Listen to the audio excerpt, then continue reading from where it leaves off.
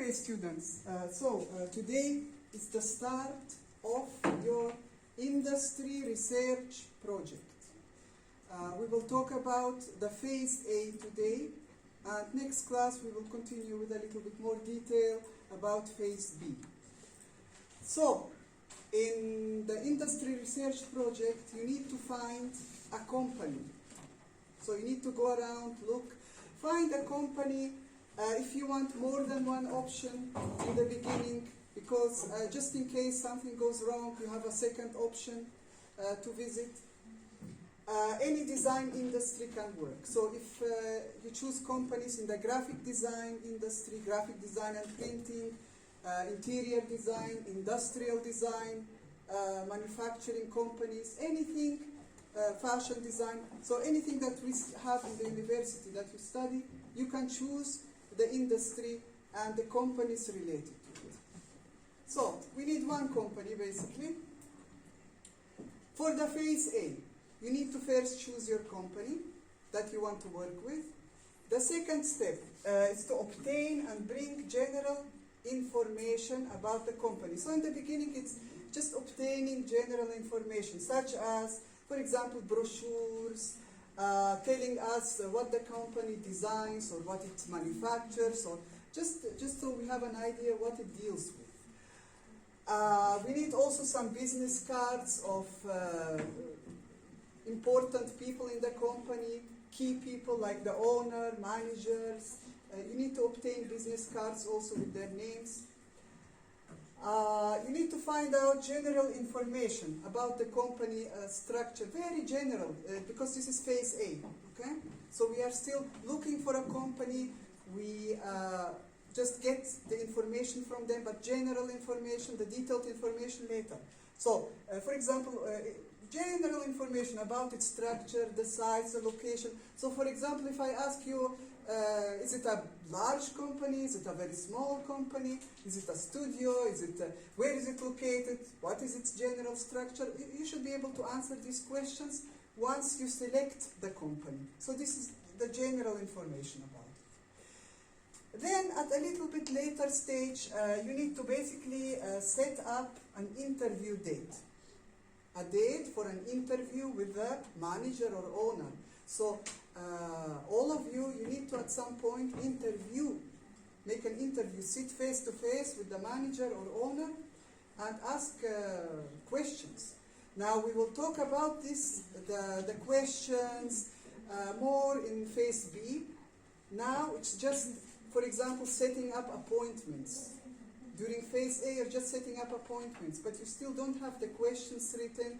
This thing you will prepare in the next days, okay? After you select, of course, the company. So, you need to be careful here when you select a date for an interview with someone to have sufficient time between the appointment and basically have sufficient time to write down your questions. Because if you make a mistake in the questions or you don't have sufficient time, basically the interview was of no use. And this is very important interview, so you need to prepare for it carefully. So you need to have time to write down the questions, and when you go to the meeting, to go prepared.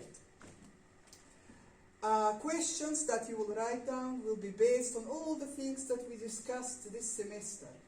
Now, next class, I will give you some examples of certain things that you can ask, but you can add other questions or change the way you see necessary, depending on what type of company it is, what it deals with. So, you must show through the questions that you will ask, basically that you know what we studied and what we discussed this semester. So, this is here important, okay? Very important part. Now, once you obtain this general stuff, the brochures, business cards, where is the company located, this kind of general information, the size of it, all of this, I need it to be uploaded. You need to upload on e-learning. There is a link, okay? I provided a link on e-learning where you need to upload all this information. So, the pictures of the brochures, basically I put you all the points down that I need. Even I need a picture, a photo of the company from outside. So you need to go outside and make a photo from outside. I also need that. Anything that you obtained, the brochures, business cards, write general information about the company, what it is, what it deals with, very general stuff, okay? So, and then you will upload all of these files on e-learning, okay? As soon as possible. So, from now till next class, let's say next week, you should have the information. So, from now till next class, you will need to start searching, okay? Because there is no time. And next week, at some point, you need to have this general stuff. Now, today also, very important, we need to select teams. Because in this project, you will not work alone. You will work as part of a team to practice teamwork, to practice managing a project with a team member, okay? So the stuff that we talked about in the semester, now you need to apply. You have a project to do. You have 2 people that will have certain tasks that need to be done. You need to divide the tasks properly. You need to manage your time properly. You need to basically manage the whole project in a good way. So we will select 2 students in each team. Now you are allowed to select your partner, okay? But at the end of this class, I need all the names. All the names. Who will work with who? I will put them on a paper and to be clear about that, okay? So after I finish this lecture, I will give you some time to decide and select your team member, and that is going to be it, okay? Now, when you select the team member, okay?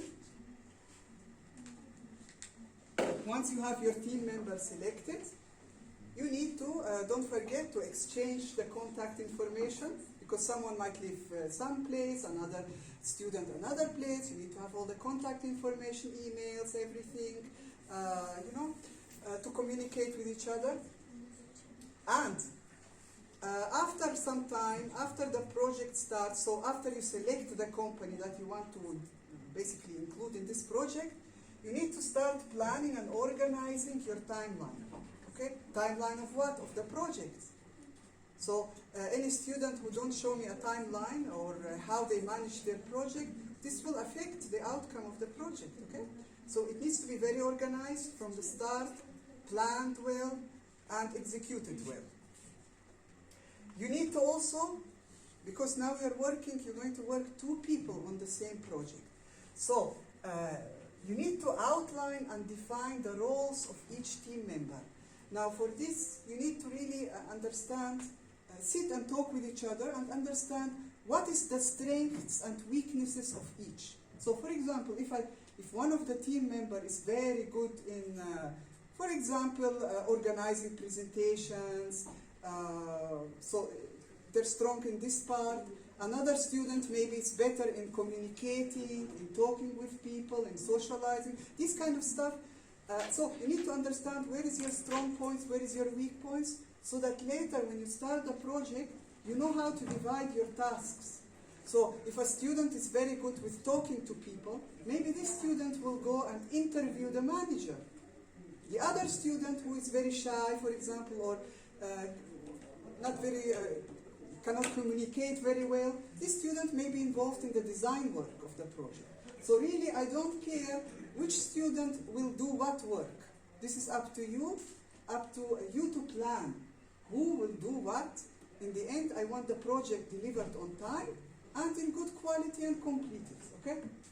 So, in this project, you will have a presentation to do on PowerPoint, and this presentation, it will not be like live in front of the class because we don't have time for all the students' teams to present, but you will record yourself on a video. So for example, you will record yourself talking and presenting the project, okay? So later in the project, I will tell you exactly what I need you to deliver to me. But for now, consider that yes, you will have to speak, you will have to present, whether it's recorded, whether it's in the class, it doesn't matter, it's still a presentation. And again, I don't care who is the one talking, and who is the one who designed the work, or if both students want to talk and both students want to be involved, this is up to you, okay? Both students will receive the same mark. So you need to basically divide the tasks evenly, fairly between you, because both of you will get the same mark. If a student of this group starts becoming lazy, it will basically damage the outcome of the whole project. So it's a responsibility here. You're working as a team now, okay? So this is very important. So you need to know what the goals are of the project, what needs to be completed when and by whom, okay? And you need to stick to your timeline.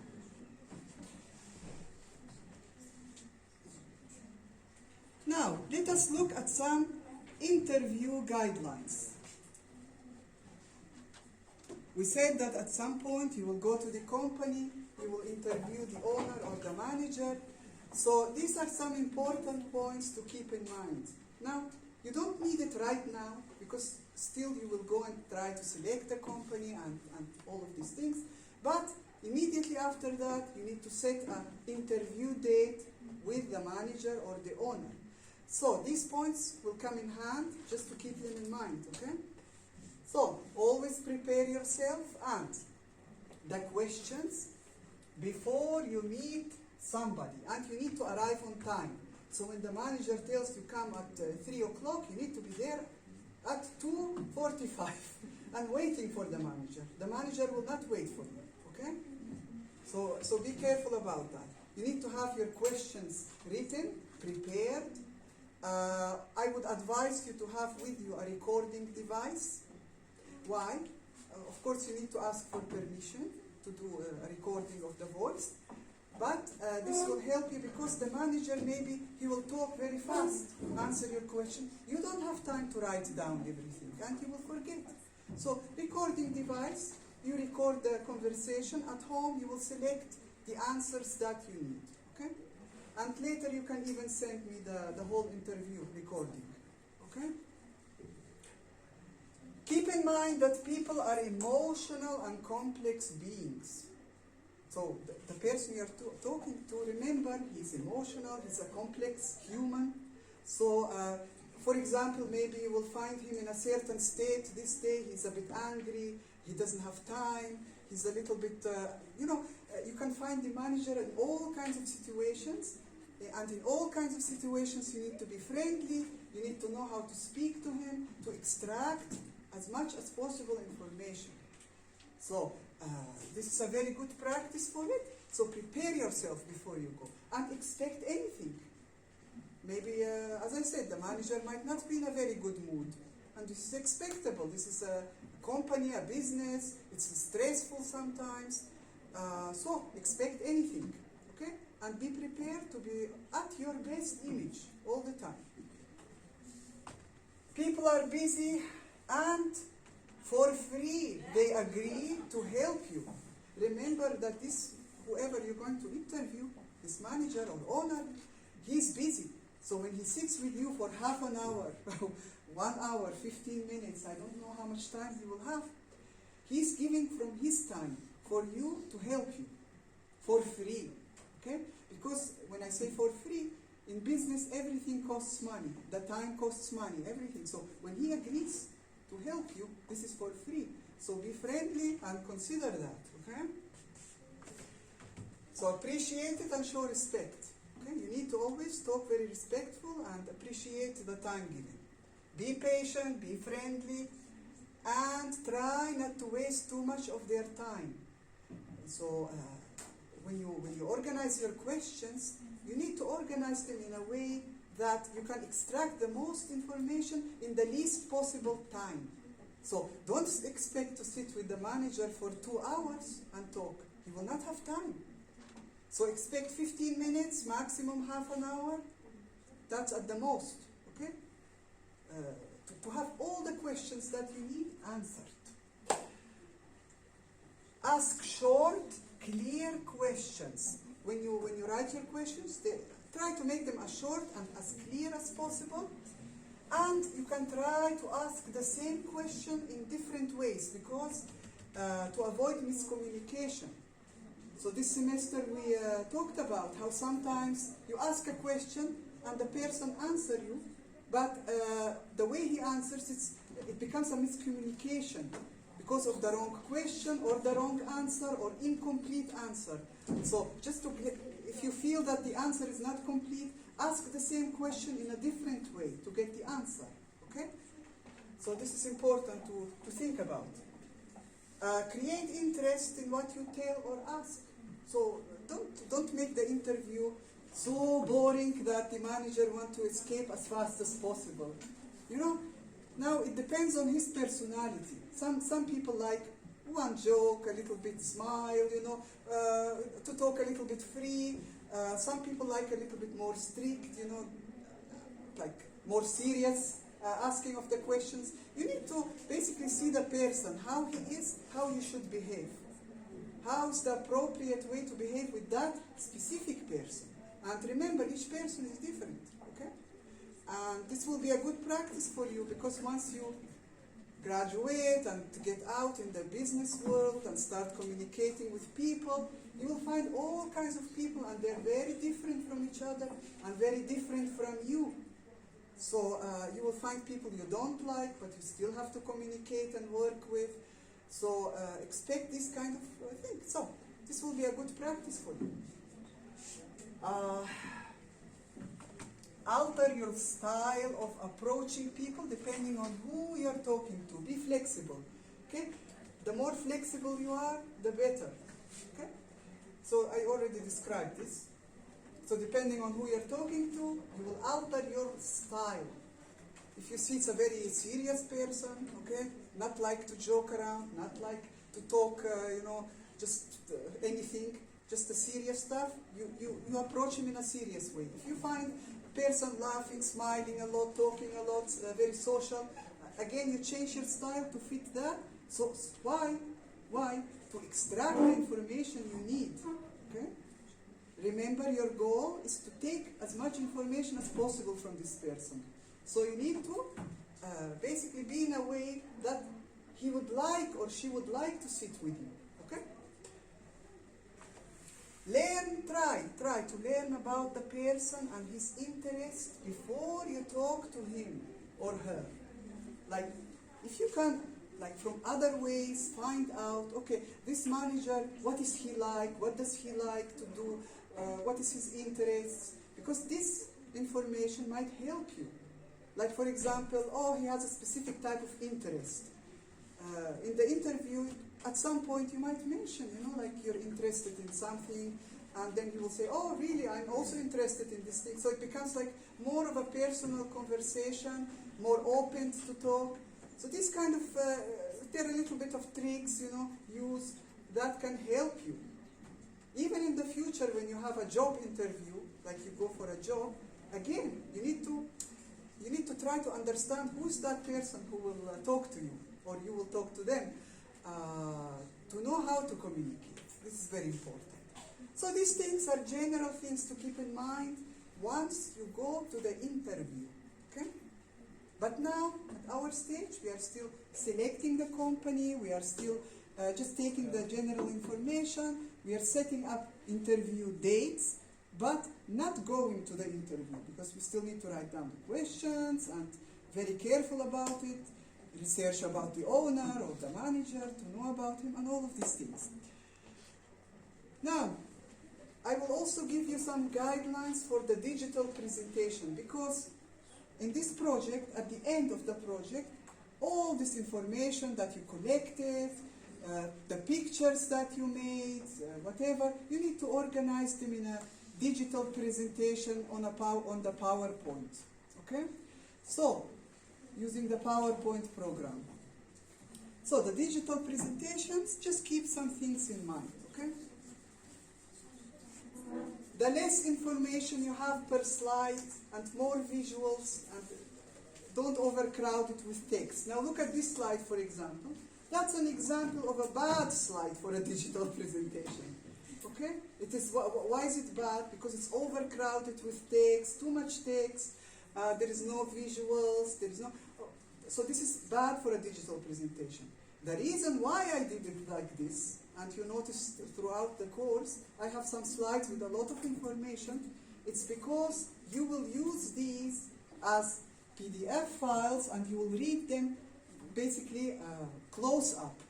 And some students want to print them, so I don't want you to print 200 pages when I can put them in less amount of pages and not waste, too much pages. That was my reason. But if you want to design a good presentation, you shouldn't overcrowd it with text, okay? Now this text, notice it is 20 point, the size of it.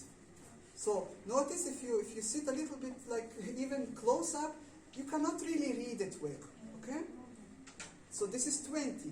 So use it as guideline. So if you use 24, it will be much more clear to read from a distance. But then again, remember, I will not be extremely strict with this point, because how am I going to read your presentations? From my computer screen, so it's going to be close to me. But if it was a presentation that you need to present in class, then yes, you must be very strict with the amount of information, the text sizes, and this type of things, okay? Now, another very important thing, organize your presentation in a way to create interest. So, the way you tell the story, the way you tell your project, it can be done in many ways. So, how you organize it, like how do you start the presentation? What do you say after? What do you say? This is up to you. I will not give you the order. So, when I open your presentation, what do I see first? Then what is the second, the third? Okay? Make it in a logical way. Make it interesting. It's like, okay, if I open your first slides, I'm interested to read more. Okay? So, beautiful, interesting to read. So, tell your story in a short but compelling way. So you need to plan the story. This project is like a story, okay? You're collecting information and a lot of images. Now, after a while, it's like time you need to select and decide, how do I tell my story? How do I tell? How did it start? Okay? Even the problems that happen to you, sometimes it is good to talk about. For example, you went to the company and expected this and this to happen this day, and suddenly something else happened that you didn't expect. You can even put these things in the presentation, because this is real life experience. We want to see that. I don't want a cleaned up presentation, removing all the real life experience parts. I want them inside. This is what will make your story powerful. Sometimes you go somewhere, expect to do something, then things go wrong. Okay? Why did they go wrong? Okay, explain. Make pictures. Take a lot of pictures, okay? Try to present any complicated information in the most simple possible way.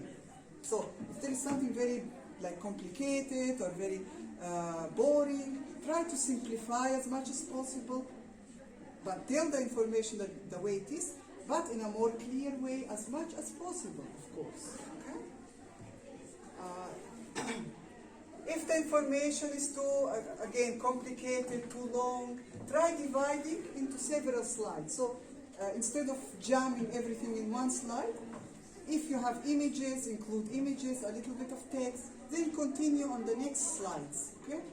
So this way you will make your presentation more interesting and of better quality. So the presentation must have in general a dynamic rhythm. So not, for example, to start in a way and then the next slide to be the same. It's like more dynamic. For example, the next slide could have images that I don't expect, something that I don't expect to see, information. The element of surprise is always nice to have in a presentation. So if the person starts falling asleep while reading the information, then oops, suddenly there's something interesting here. You make the person wake up again. So Remember that presentations have a limited time frame. So this is very important to plan the timing of your presentation. I will give you only 15 minutes maximum, 10 to 15 minutes. The entire presentation must be completed. So in the end of the semester, when you record yourself presenting, this should take 10 to 15 minutes time. And you should say everything in this 10 to 15 minutes.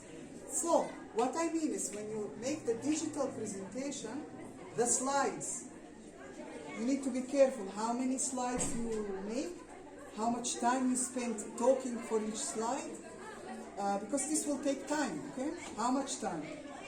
If you talk for half an hour, this will affect the mark, because I want you to organize yourself within this time frame. Everything have a time frame. So 10, 15 minutes, okay, 1, 2 minutes extra or less, not a problem. But if you take half an hour talking, it's too much, okay? So this is important to plan what to say, how much time to spend on it, and so on, okay? The last point, your voice and body language plays a major role when presenting. So, when you put a camera at the end of the semester and try to talk, present your work, okay? How you speak, how is your body language is important. So if you, for example, speak like this, you don't look at the camera, you kind of face away from the camera, you talk, your voice is too not loud enough, not clear, or you stand like this and talk. Again, it's not good. If your voice is monotonous, like some people talk in a way like all the way like this. No, you need to have sometimes high voice, low voice. When there's something interesting, you need to point to it. Just have a more dynamic body language, okay? And positive, give a positive attitude. And please, record yourself one time, for a practice, and then watch yourself on the screen. Just look at yourself. If you see something is not kind of right, repeat it, okay? Pick up your voice, improve the body language. So, the good thing about presenting on camera, so recording yourself, is that you can repeat it. If you are presenting in the class, you have one chance only. So if you mess it up, that's it. But at home, you can record yourself 2, 3 times until it works, okay? So, if you are presenting together with your teammate, if both of you want to talk, then you have to also plan to come somewhere together in a quiet place, and to basically plan who will talk what and for what time, and so on. So you need to work together. So when you choose your team member, keep this in mind, okay, these issues, that you need to meet with each other, you need to work with each other. So if your team member is living closer to you, it's much better than if he or she lives far away, okay? So these things, keep them in mind. But these are general guidelines for the digital presentation and for the interview that I wanted to talk about. Next time, as I said, I will talk about stage B, which is discussing more of the type of questions you may ask the manager when you go to the interview, and all the other stuff that we need to know. But for now, this is enough information, okay? So your first step, to select your company. So some of you may need to actually go out. All of you actually need to go out. So you may not be successful. Maybe you enter a company and you see the atmosphere is not very friendly. Nobody wants to talk to you. Nobody wants to give you information. Then maybe you can consider another company. So any companies from the graphic design, industrial, interior, or fashion design industry. And You upload all the information on the link that I provided. I will look at them. If I have any problem, I will write to you. Okay? If I have a problem with the company, I will tell you. Okay? And next class, if you have any questions, you can also ask me, and we will describe stage B, part B of the project. Okay? Thank you.